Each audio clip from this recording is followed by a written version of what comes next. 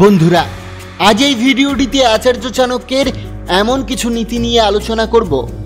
যদি আপনি এই নীতিগুলি মেনে চলতে পারেন, আপনার জীবনে কখনো অর্থের অভাব হবে না।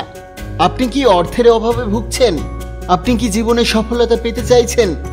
আপনি কি জীবনে সম্মানের সাথে মাথা উঁচু করে সমাজে জীবনযাপন করতে চাইছেন?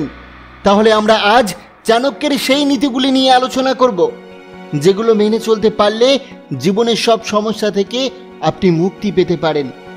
আচার্য চাণক্য বলেন যে জ্ঞানী লোকেদের বারবার সম্মান করা উচিত, বোকা লোকদের নয়।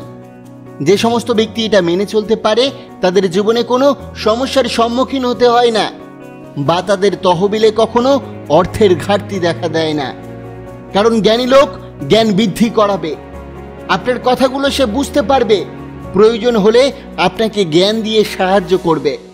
কিন্তু বোকা লোক না আপনাকে বুঝবে, না আপনাকে কোনো সাজেশন দিতে পারবে, উল্টে আপনাকে নেগেটিভ চিন্তাধারায় পরিবর্তিত করবে, যা আপনাকে সর্বদা ডিমোটিভ ফিল করাবে। সুতরাং জীবনে কিছু করতে হলে বোকা লোকের সঙ্গ সর্বপ্রথম ত্যাগ করতে হবে।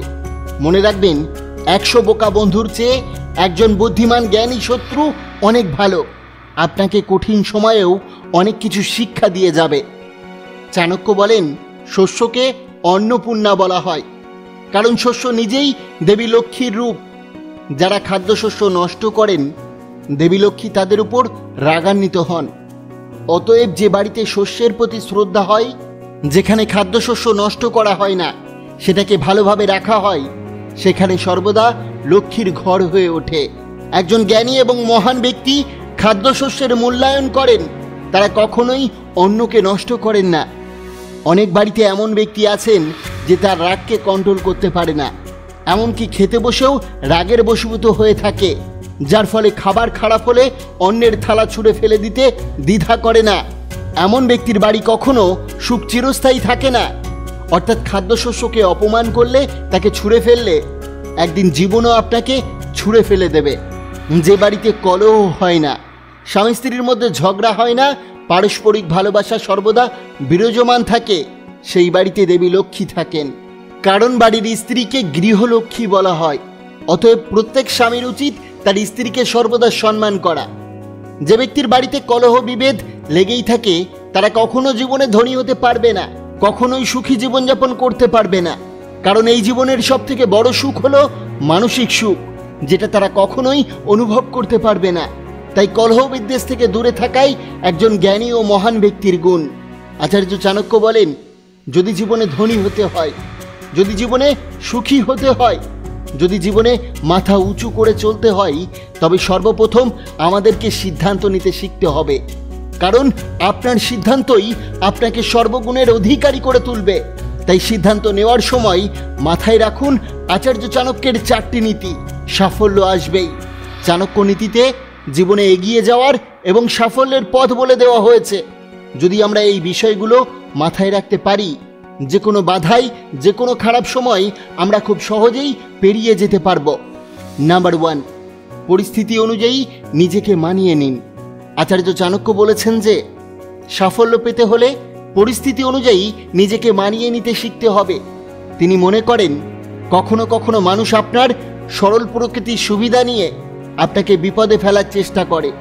সেজন্য একটু বুদ্ধিমান হওয়া এবং ভেবেচিন্তে সিদ্ধান্ত নেওয়া খুবই জরুরি। তা না হলে আপনি পরিস্থিতির সাথে নিজেকে মানিয়ে নিতে পারবেন না। নাম্বার 2, অর্থের ওপর নিয়ন্ত্রণ। চাণক্য নীতি অনুসারে আপনার যতই অর্থের প্রাচুর্য থাকুক না কেন, অযথা অর্থ ব্যয় একদিন দুঃখের কারণ হতে পারে। ভবিষ্যতে কঠিন সময় এড়িয়ে যেতে হলে অর্থ জমিয়ে রাখা জরুরি। অর্থ সঞ্চয়ের অভ্যাস আপনার ভবিষ্যৎকে উজ্জ্বল করে তুলবে। যদি আপনার কাছে সঞ্চিত অর্থ থাকে, তাহলে আপনি সহজেই যে কোনো সংকটের মোকাবেলা করতে সক্ষম থাকবেন।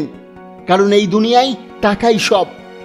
টাকা ছাড়া পরিবার নেই, টাকা ছাড়া আত্মীয় নেই, টাকা ছাড়া বন্ধু নেই, টাকা ছাড়া সম্মান নেই, টাকা ছাড়া জীবনের মূল্য নেই, টাকা ছাড়া উপায় নেই।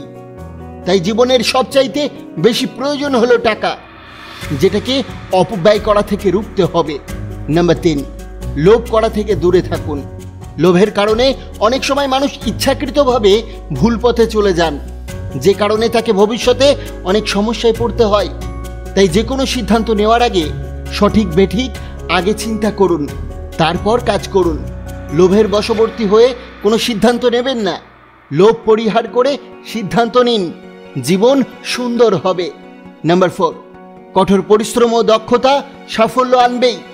চাণক্য নীতি অনুসারে কঠোর পরিশ্রম এবং গুণ এই দুটি জিনিস মানুষকে অর্থ উপার্জনে সাফল্য দেয়। তাই কঠোর পরিশ্রমের সঙ্গে সঙ্গে সদ্গুণ রাখা দরকার, তবেই মিলবে সুখ, তবেই মিলবে সাফল্য। বন্ধুরা, আশা করি ভিডিওটি আপনার অনেক ভালো লেগেছে। অবশ্যই ভিডিওটিকে একটি লাইক করবেন, কমেন্ট করবেন, প্রিয়জনের কাছে শেয়ার করতে ভুলবেন না। আপনাকে অসংখ্য ধন্যবাদ ভিডিওটি শেষ পর্যন্ত দেখার জন্য।